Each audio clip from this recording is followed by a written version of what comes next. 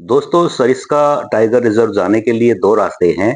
आप चाहें तो जयपुर हाईवे के द्वारा भी जा सकते हैं और दूसरा दिल्ली मुंबई एक्सप्रेसवे से जा सकते हैं। हालाँकि ये रास्ता हमें ज़्यादा अच्छा लगा क्योंकि करीब 100 सवा 100 किलोमीटर तक मुंबई एक्सप्रेसवे जो है वो बहुत ही खूबसूरत एक तरह कहना चाहिए कि रास्ता है। क्योंकि जयपुर हाईवे पे अक्सर भीड़ बहुत ज़्यादा होती है, सड़कें भी बहुत ज़्यादा अच्छी नहीं हैं। तो अगर आपको सरिस्का जाना हो तो ये रास्ता बहुत ही अच्छा है।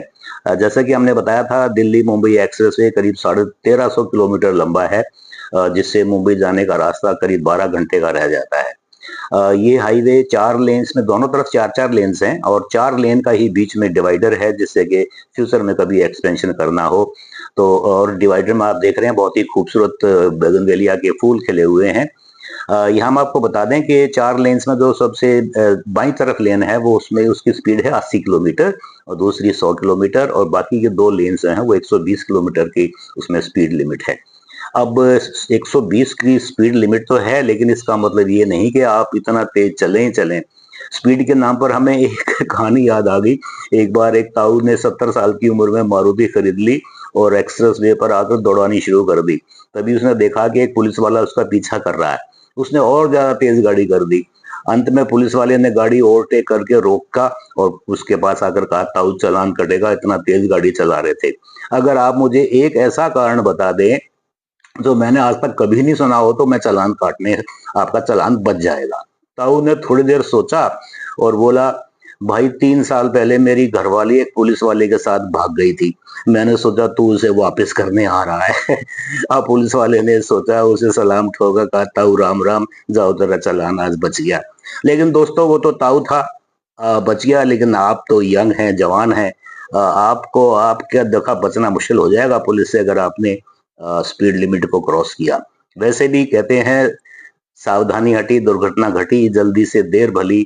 एक स्पीड लिमिट जो है उस पर आप चलिए, आराम से चलिए, उससे ज्यादा क्रॉस ना करें तो यही आपके लिए अच्छा होगा।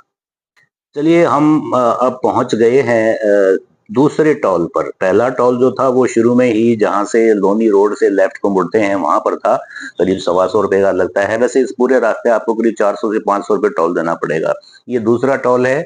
बहुत चौड़ा, ये 24 लेन का टोल है। ये बहुत ज्यादा लंबा चौड़ा रास्ता है। हम यहाँ रुके क्योंकि हमें पिछली एक साथ हमारे साथ जो दूसरी गाड़ी थी उसका भी हमें इंतजार करना पड़ा। लेकिन यहाँ देख के अजीब लगा कि अचानक पता नहीं कहां से इतनी धुंध आ गई। देखिए सामने टोल जो है वो नजर बड़ी मुश्किल से ही आ रहा है। और इस धुंध को याद करके हमें एक किस्सा याद आ गया। जिससे करीब 10 साल पहले मैं चंडीगढ़ जाना था किसी काम से, अक्टूबर का महीना था। भाई बॉर्डर पार करते ही ऐसी धुंध आई कि 2 फीट की दूरी पर भी कुछ नहीं दिख रहा था। पता नहीं कैसे राम राम बोलकर धीरे धीरे धीरे धीरे हेडलाइट जलाकर ब्लिंकर जलाकर बड़ी मुश्किल से हम पहुंचे करनाल। वहां जाकर धुंध खत्म हुई। बाद में पता चला कि भाई रास्ते में बहुत सारे एक्सीडेंट्स हुए थे और कितने लोगों की जान चली गई। तो भैया अगर ऐसी धुंध हो तो हम तो यही कहेंगे कि आप वेट कर लीजिए, इंतजार कर लीजिए और उसको क्लियर होने के बाद ही आगे चलिए। क्योंकि अक्सर धुंध में कुछ भी नजर नहीं आता है और एक्सीडेंट होने का चांस रहता है। वैसे ये भी जरूरी है कि एक्सेस तो आप रात के समय ना चलें, वो भी बहुत जरूरी है। चलिए, धुंध बिल्कुल साफ हो गई है, सूरज निकल आया है और बीच में आप देखिए कितने खूबसूरत फूल खिले हुए हैं। आगे का रास्ता बिल्कुल इसी तरह से बोगनवेलिया के फूलों से भरा हुआ, तरह तरह के रंग बिरंगे फूल आपको नजर आएंगे। तो अभी नाश्ते का टाइम भी होने वाला है। तो लीजिए हम पहुंच गए। ये करीब 60 किलोमीटर दूर है ओल्ड राव ढाबा, या ढाबा या होटल कुछ भी कह लीजिए। यहाँ पे सभी तरह की सुविधाएं हैं। सामने पेट्रोल पंप है, एयर कंडीशन रेस्टोरेंट है, टॉयलेट्स वगैरह हैं, सभी कुछ है। आप देखें तो अंदर जाएंगे तो एयर कंडीशन हॉल में बैठ के आप आराम से खाना खा सकते हैं। लेकिन हमारे साथ क्योंकि पैक था तो हमें बाहर बरामदे में हमारा इंतजाम किया गया जहां बैठकर हमने।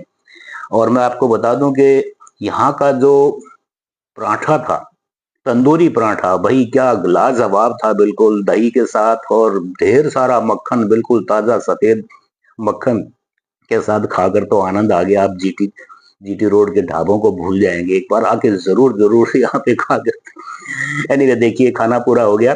तो अब ये हमारा पेट था, इसका नाम है मट्टी। खा पी के ये भी जो है चल दी। सबसे पहले इसने कहा कि मैं गाड़ी में बैठूंगी, तो चल दिए गाड़ी की तरफ। बैठ गई गाड़ी में और हम जो है अब आधे घंटे के पड़ाव के बाद आगे निकल लिए हैं हाईवे के ऊपर।